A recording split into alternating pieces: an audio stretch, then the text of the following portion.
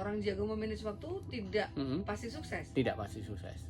Dalam artian begini Mbak Ufa, siapapun orang, semua diberi waktu 24 jam. Sama. Ya kan? Tapi mengapa yang 24 jam itu ada orang yang bisa sukses, ada orang yang tidak sukses? Bisa beda hasil ya Pak Tri ya? Betul nggak? Iya, Padahal iya, iya. diberinya sama. Terus yang berikutnya, coba kita lihat. Ketika seseorang itu diberi waktu 24 jam tadi, ada orang yang juga masih punya waktu, ya toh? Diberikan waktu yang masih ada itu, ternyata dia sudah letoy. Iya. Betul nggak? Artinya, dia mungkin sibuk ya, sibuk banyak hal. Tapi dalam kondisinya ternyata banyak waktu yang ternyata tidak efektif dia menggunakan waktunya itu. Mengisi waktunya kurang efektif ya Pak Tri ya? Kenapa? Karena di dalam diri manusia itu sudah loss, energinya sudah loss. Habis. Ya. Jadi ketika seseorang hidup itu kan kata kunci yang pertama gini Mbak. Manusia itu adalah kumpulan energi. Jadi saya, tubuh saya, tubuh Mbak Ulfa, siapapun, dunia ini, bumi kita ini, itu adalah energi. Kenapa energi? Nah iya, energi itu adalah sesuatu yang membuat punya kemampuan melakukan aktivitas. Ya, namanya energi adalah sesuatu yang untuk bisa membuat mampu usaha melakukan sesuatu. Materi di dalam tubuh kita ada karbohidrat, lemak dan sebagainya, itu adalah energi, kalori loh, isinya kalori. Dan itu adalah suatu hukum yang sudah ditetapkan para ilmuwan. Sunatullahnya adalah energi itu ada hukum kekekalan energi namanya. Kekekalan energi. Iya. Hukum kekekalan energi di situ ada 4 postulat. Energi tak dapat diciptakan. Kita nggak akan bisa menciptakan energi. Energi sudah diciptakan oleh Allah. Energi tak dapat dimusnahkan. Yang bisa memusnahkan hanya Allah. Energi hanya bisa dipindah-pindah. Energi hanya bisa diubah-ubah. Oh ya, dulu Pak Tri pernah sampaikan ya? Pernah saya sampaikan ya. Nah, postulat yang 3, 4 ini, 3 ke 4 itu yang akan kita bicarakan ini. Jadi kita hanya mampu untuk memindah dan mengubah energi yang ada di dalam diri kita. Yang sudah di dalam diri kita hanya mampu kita ubah dan kita pindah. Betul. Artinya saya makan, Mbak Ulfa makan, itu kan memasukkan energi dan makanan ini dimetabolisir, kemudian energi diubah dalam bentuk panas, bentuk menjadi bergerak. Nah, disinilah orang melakukan suatu aktivitas yang aktivitas itu untuk jadi orang sukses atau jadi orang yang tidak sukses. Oh, dari energi tadi Pak Tri? Iya, dari energi Mbak. Maka sebetulnya aktivitas kita ini semua merupakan getaran dari energi kita. Ya, saya ngomong ini energi. Yang namanya energi? Energi mekanik. Suara saya itu kan energi mekanik. Getaran, ada amplitudonya ini didengar oleh semua orang yang mendengarkan tune in di frekuensi ini. Nah, maka sebetulnya hidup ini adalah suatu getaran energi yang berfrekuensi menyebar ke berbagai penjuru, ya. Dan itu ketika energi kita ini tidak terisi kembali, maka empty, kosong nanti energi, mati orang, ya. Oleh karena itu tadi ada energi yang dimanfaatkan secara optimal, ada energi yang tidak dimanfaatkan optimal. Contoh, sehingga terjadi loss energinya. Habis-habisan. Sama-sama punya energi maksudnya? Sama-sama punya energi. Contoh, ketika saya makan posisi pagi hari, itu 4 jam nanti akan hilang energi itu karena dimanfaatkan. Nah, energi yang termanfaatkan ini untuk apa? Masing-masing orang beda-beda. Tidak dalam kondisi digunakan untuk bergerak pun energi ini nanti akan habis. Kenapa habis? Untuk panas energi. Dan ada energi yang disimpan sehingga posisinya tidak untuk melakukan apa-apa. Nanti orang yang nganggur-ngangguran, dia juga capek. Orang yang aktivitas juga capek. Betul apa tidak? Semalam sempat bilang gini, anak saya, aku tidur tuh lama banget kok aku capek. Padahal kayak tidur. Ya itu tadi energi dipakai nggak dipakai itu habis Pak Tri ya? Habis. Kenapa habis? Karena dia nanti ada yang dipakai untuk sekali pakai namanya panas. ada yang untuk diubah menjadi bergerak. Oke. Namanya ATP ya, ADP, adenosin difosfat. Kalau yang untuk panas kan adenosin trifosfat. Oke. Nah itu energi kita ini posisinya ada yang termanfaatkan dengan baik, ada yang tidak. Nah yang termanfaatkan dengan baik itu ada satu bentuk namanya berdampak. Oh iya. Berdampaknya adalah memberikan dampak positif, Mm-mm. menghasilkan karya, menghasilkan kemanfaatan. Mm. Ada yang hanya untuk tidur, hanya untuk kongko-kongko, nggak Rebahan. berdampak, sama-sama capek. Iya, Nah iya, itulah saya sebutkan tadi manajemen energi. Jadi mengoptimalkan energi. Oke. Ya, makanya judulnya kan energy optimization. Mm-mm. Sehingga ketika kita sama-sama masukkan energi, kemudian memindahkan energi, tapi memindah energi itu berdampak apa enggak? Oke.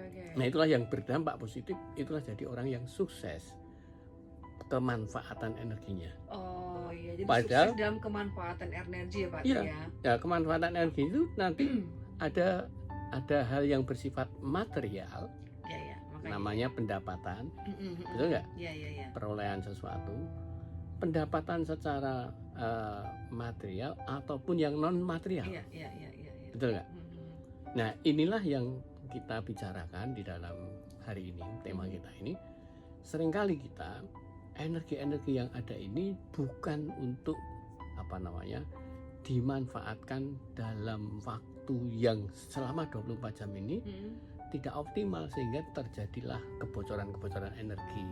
Maka seringkali orang sudah capek duluan, Iya, tidak iya. bertenaga saat harus melakukan sesuatu. Makanya mengelola energi itu lebih penting, lebih bermanfaat dibandingkan mengelola waktu. Waktu itu tidak bisa kita kelola loh. Kita hanya menjadwalkan saja. Jadwal itu Mm-mm. sama-sama ada jadwalnya, tapi yang tidak mampu mengelola energi pasti tidak sesuai dengan waktu yang ada. Oh gitu ya. Iya. Nah, sekarang kita dijadwalkan ya. Sholat itu waktunya 5 Mm-mm. 5 waktu, kali, ya kan? Kan sudah teragenda jadwalnya. Iya. Sama-sama mengerjakan sholat, yang satu sholatnya sungguh-sungguh, fokus, Mm-mm. tumak nina, yang Mm-mm. satu asal ngerjakan. Mm-mm. Itu sudah wasting yang satu Oh. termanfaat. Hasilnya pun sudah berbeda. Sudah berbeda. Iya. Nah, kan sudah terjadwal. Mm-mm. Artinya terjadwal itu berarti manajemen waktu.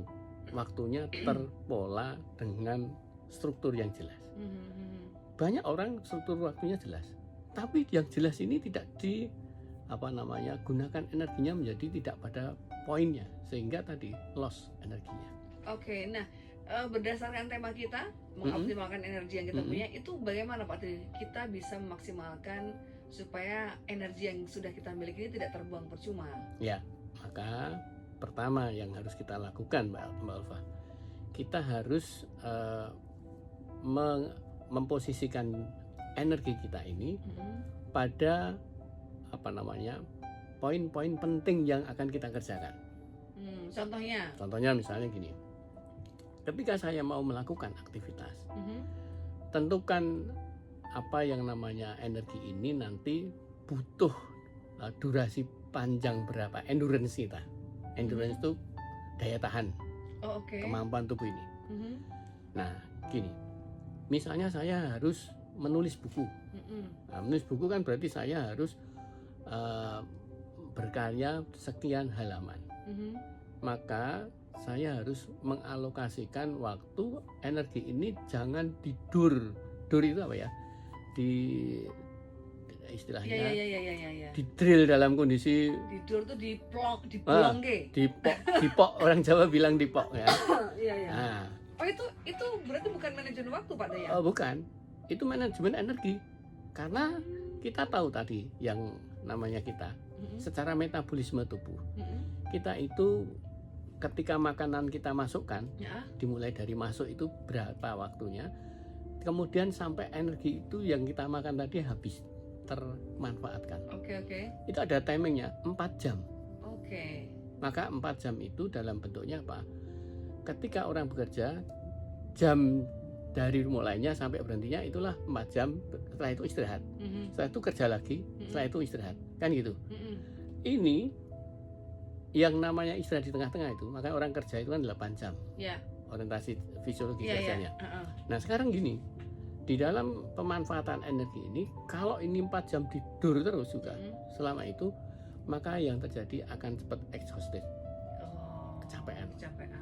Maka pemanfaatannya adalah ketika kita mengerjakan sesuatu menggunakan sistem Pomodoro. Pomodoro itu orang Jepang ya, pengelolaan energi orang Jepang itu dalam waktu katakanlah 1 jam bekerja, melakukan aktivitas, break 5 menit untuk istirahat, betul-betul istirahat.